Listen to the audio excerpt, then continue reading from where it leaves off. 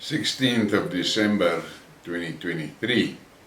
It was a busy day for me yesterday, and it's not actually 16th of December day yet, it's just past midnight. And it is raining here in the Lowveld. Had about just over 12 millimeters in the past hour. So it is a good blessing. But I check my Twitter and I see a few things there that makes this story about we want the land is still all over the show. And I'm sitting here and I'm thinking, what is the real problem with these black politicians that are spreading that message and making all these funny claims about things they want and so forth? White guys get together, they start a business, they build the business, and then the blacks come and they say, we want part of your company, BEE. No, white guys don't have an option. They have to surrender part of their company. But then that same black guys turn around and say, there's too much top management white people still. What the fuck is that? It's the white people that starts the businesses. Now let's look at this land shit. You had the Ciskei. That's what you got. All the Ciskei land is black land. What did you do with the Ciskei? Ah, yeah, you fucked it up. And the Transkei, Moorse piece of land. Okay.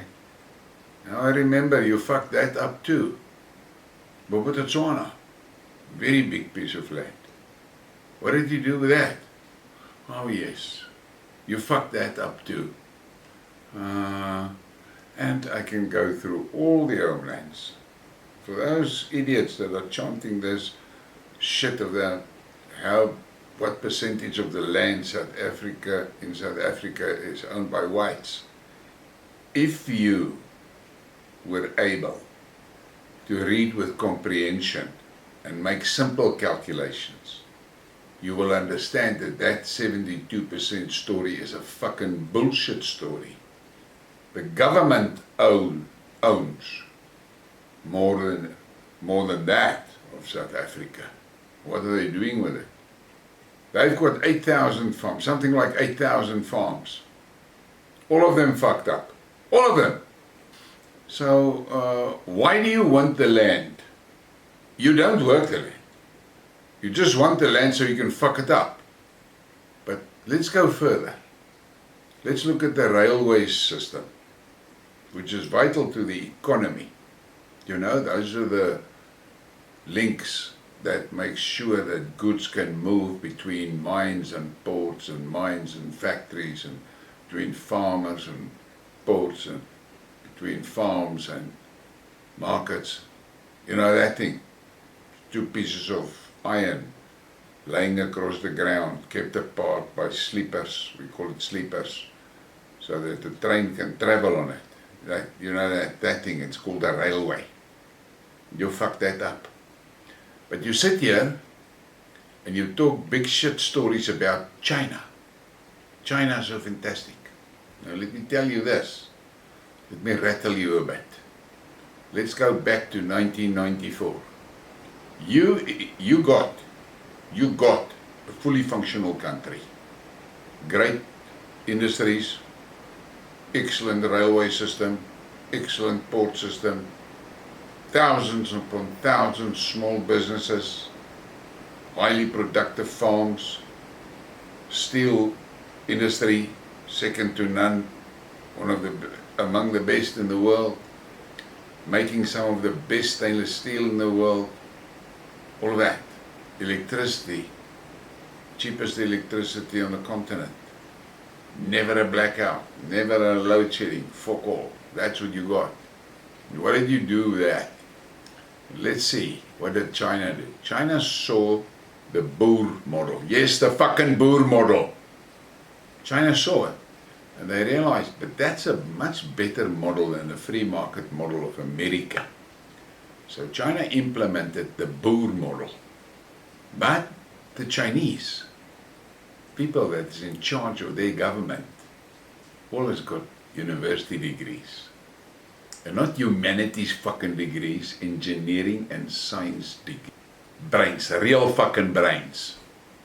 And so they realized if they're going to grow the economy, they're going to need to expand their roads and their rails, and they will have to make provision for power, and most important, they need to make sure there are people that are skilled to work that economy that is growing, to satisfy the demand for skilled workers.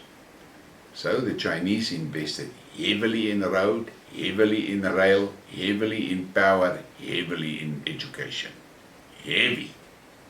What did the blacks do in South Africa? They fucked up the rails, they fucked up the power, they fucked up this education system. And they started that breeding program. So girls of 12-year-old gets babies and shit like that. Okay. So they destroy the business sector, they destroy the fucking commercial sector, they destroy the farming sector to a large extent, they fuck up the railways, they fuck up everything, they fuck up the power, but they want to grow like China. I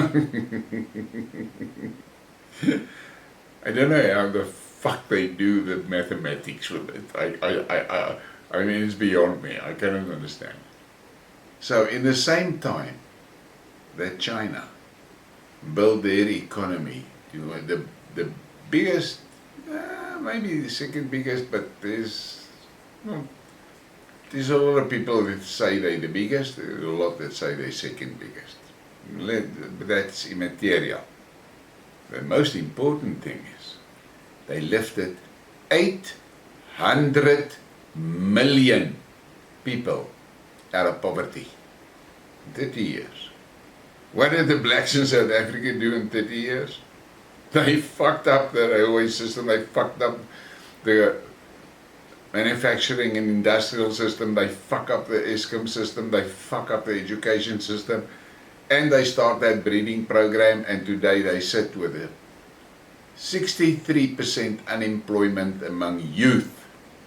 They see that 63% and they think that's a fucking great achievement. It's 63%.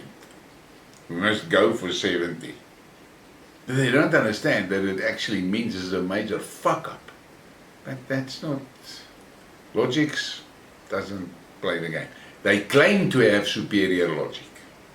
Then I have to ask, superior to what? Superior to what? Measured against what is it superior?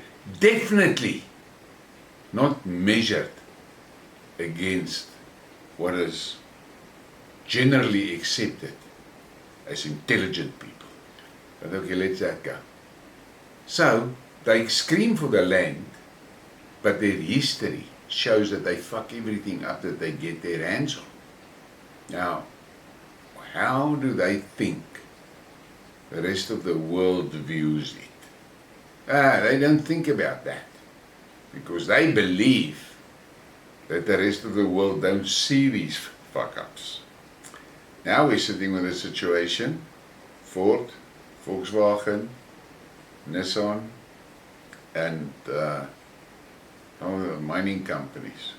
They said they're going to pull out of the country. And then I get this intelligent answer, why the fuck do we, the guy reckons, why the fuck do we need foreign investment? And I say, what? Then I show him a picture of the Zimbabweans streaming into our country, climbing over the fences. And he tells me, that's not different to my ancestors that fled from Europe into South Africa. And I say, what? You can't be serious. The Boer came here and they built the country. Those Zimbabweans that are jumping the fence are here coming fucking up the country. And you think it's the same thing. But I have to assume it's that superior logic that gives you an answer like that. I cannot understand that there is a lot of intelligent black people in South Africa. The ANC has created a brand for them. We call them clever blacks. And with that, on that clever blacks, they attach negative connotations to that. Now, I'm asking myself, these clever blacks, why the fuck don't they call these politicians out? If I do it, I'm a racist.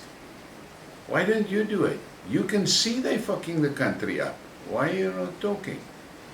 But you get people that they've got basically a matric and a little bit of extra YouTube education, and then they are in charge of drawing up the education plan for South Africa. And I say, what the fuck is this? Do you think this person is capable of doing a proper education plan for South Africa? Then he calls me a supremacist. That's a white supremacy that's speaking. You believe blacks can do nothing. I said, no. It's not that I believe blacks can do nothing. I'm a guy that believes you need to be qualified to do certain things. I don't give a shit for your skin color. But just because you're black and you have got access to some platform doesn't mean you're capable of doing that. But you cannot debate that, because to have an intelligent debate, the people are participating in the debate needs to be able and equipped with cognitive abilities. But that again is racism. So I'm wondering if they then get their way and they fuck all the farms up and there's no more food, how are they going to cope with that? They can see what's happening in Zimbabwe. They don't have to travel around the globe. They just got to jump the fence here at the Limpopo and see the fuck up in Zimbabwe. But if you say that, you're a racist. So you can say nothing. But what is now to me very scary is that this majority black people, Cyril's our people, seems to me they're going to sit quietly and watch how the ANC fucks the health system completely. That the health system will collapse in totality with the NHI bill. That's not a guess, it's a given.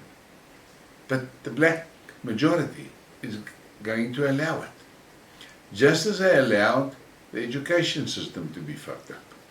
And then I read another little tweet, there's a major problem with the UIF payments.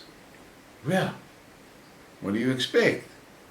In other countries, the best brains in the country is in charge of managing the country. In South Africa, the guy with the biggest fucking mouth is in charge. Brains is not important as long as he's got a mouth. And the bigger that mouth is, the more important he is.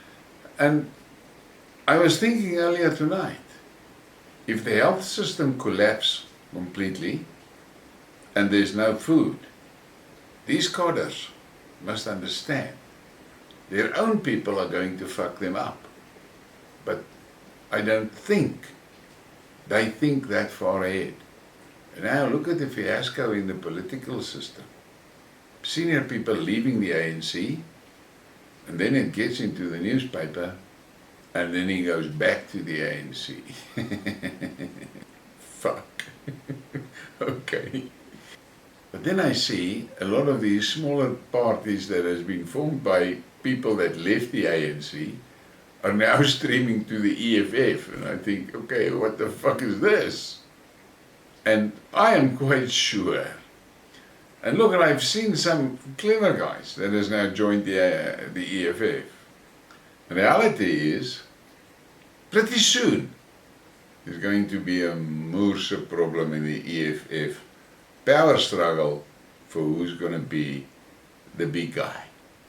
Because Malema is intellectually not a match for some of the guys that I've seen lately that joined the EFF. And then I discussed it with someone and he said, no, but those guys will keep Malema there as the stooge. I said, okay, let's see how far that gets, because Malema likes to instruct people to do shit. Now he instructs a person with a LLB or a BCom or something like that. That person knows if he makes that move, he's going to be looking like an arsehole. Is he going to take that instruction from Malema? I don't think so.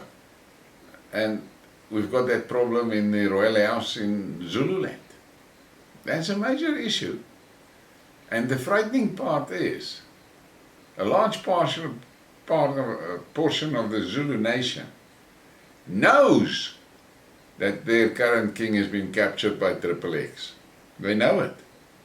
And how long is that shit going to last? I don't think long. But next time a guy tells you, we want the land, just ask him, what did you do with the Transkei? What did you do with Ciskei? What did you do with Bophuthatswana? Oh yes, I remember, you fucked it up. Think about that. Please give me a like and a subscribe and share the thing. Thank you for your support.